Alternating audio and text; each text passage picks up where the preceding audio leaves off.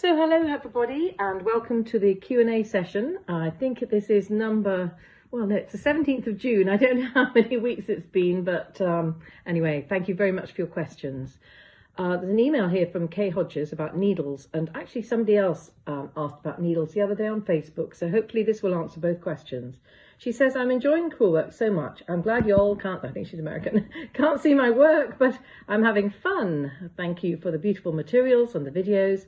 I'm wondering if the needles ever get dull. Do I need to use new needles for each new kit and throw away the old needles? Again, thank you, Crewel work ladies. But she says peace at the end, which is lovely. Thank you, Kay. So, yes, actually, my friend Meredith Willett of M's Kansas House, and she is my kind of American mentor, one of my many, but she's a really amazing person in the needlework world who's had years of experience, and she says to her classes, new needles, new design, new needles, and I totally agree.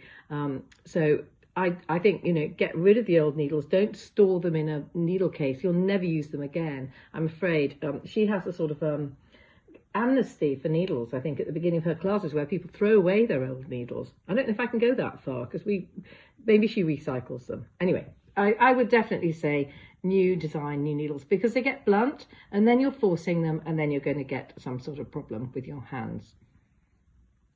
If the needles actually wear out at all, and the gold will come off, the gold plating, but if it sort of shreds, then you have a faulty needle, and you need to let the manufacturer of the kits or anybody else or us know immediately, so we can actually get rid of that batch of needles, because that very seldom happens. But in the gold plating method, sometimes the gold plating doesn't adhere to the nickel quite correctly, and that would cause this sort of crusting that you sometimes get. Now we have an email from Tracy McDonald, and she wants to know about the history of Crewel work, and she wants to know about books. I'm thoroughly enjoying your videos, which will give me a boost I needed to continue with the Jacobean fantasy kit, which I started ages ago. Tracy, I'm horrified. Everybody loves that kit. Get on with it. Anyway, your videos have made me curious about the history of Crewel work, and I wondered whether or you can recommend any books on this subject. Thanks. Tracy, you're going to get me on my high horse here, because there are various dictionary type websites that we all know and love, but the history of Crewel work is so bad on some of them. It's shocking, and people confuse Jacobean with James I, 1603 onwards in England, and he was James VI of Scotland by then, so he was ruling two kingdoms when Elizabeth had died. And they confused that time with the word Jacobean, which Victorians used to describe very late 17th century Crewel work, which was more the time of William and Mary, James II at a pinch, Charles II barely. So, you know, really, yes. Okay, you want to know about the books. Right, okay, here's two books.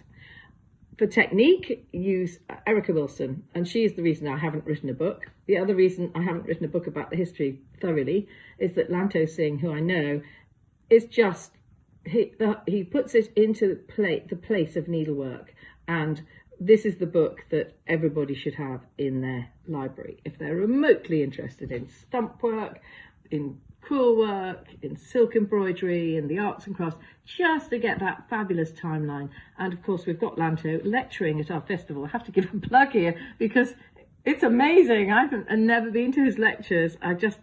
It's fabulous to have some world authority like that lecturing for us.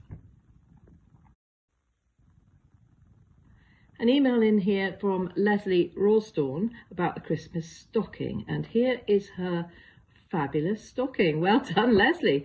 She says, hello, Phillipa. I hope you are all keeping well and happy. It has been a real pleasure to spend time with you most mornings. Thank you for the regular posts. I'm a bit behind your own progress, which is formidable, I must say. As all my extended family are boys, I've opted for the unicorn as a treat for myself. The drawing of the horse sold it. I take off my hat off to you for the production line. What is this? There was no way I was prepared to stitch 5 dinosaur stockings. No, believe me, I haven't even started, Leslie, on the dinosaur stocking, and I'm way behind with the rabbits. And I still have to make up the stockings. And thank goodness thank goodness I've got Katie to do 2 weeks of making videos for us, because our kitchen is in disarray, the floor's going down, everything's happening in this house. So really, don't ever be impressed by my progress. I'm ashamed of it. Anyway, back to your question. As you can see, I opted to experiment with the blue wool, which has been a challenge on thread colours. I love the lime green 253 included in my bundle, which was almost luminous against the blue background. The rainbows to remind me of this strange time in our lives, and the fictitious recipient will be Hope. I am struggling with the hummocks, but it's all good practice. Lord help the unicorn, its time is near. Could turn out to be a Christmas donkey. I love this girl. I love what you've created with yours, each with a definite personality. The girls will love them. I no longer have a Facebook account and haven't dabbled with Instagram as yet, so forgive the email. Goodness me, we forgive the email. What a fantastic email. I think your stocking, Leslie, is fantastic. And thank you very much. And it will be on our wall of fame when we have our exhibition of Christmas stockings. I think near Christmas, I think people are going to, do 2 or 3, some people are talking about. So anyway, right, shout out, YouTube. Frances Tornes. Phillipa, my back is broken, but your videos are fabulous and the high point in my day. Thank you. Gosh, Frances, you touch a nerve there. When I was 17, I told a horse to jump a stride too early. It somersaulted over one show jump, I landed on the next show jump with a 17-hand horse on top of me, and I crushed 2 vertebrae. This is why I am passionate about posture, because I had years and years and years of back problems. Changed my career to actually ended up working in a child guidance unit, working as a psychiatric nurse with difficult families, disadvantaged families, a lot of them, or families with problems, which was a fantastic training for later life when I had my own children, and now I've got grandchildren. So it makes me a little calmer, I think, but it doesn't help in other ways with your own children. But anyway, so yeah, my back needed a lot of help, and here I am in my 60s with honestly a really fit back through yoga, Pilates, and all the exercises I was taught when I was in my late teens and early 20s, with a fantastic back surgeon who turned into a physiotherapist actually, and he was just really, really good about posture. And all the people I've met teaching in various embroidery guilds and festivals and conferences, who've, when I start warming up with my exercises before each class, have said, oh, have you tried this one? And actually, I'm a qualified this, and I'm a that, and yes, I approve of the other, and all the advice I've got. I'm very wary to give advice, really. I'm always slightly waiting for somebody to tell me, no, that's not the way we do it. But actually, very simple stretching exercises have helped a lot, and the posture with the seat frame, or when you're using a slate or a barrel clamp, so important.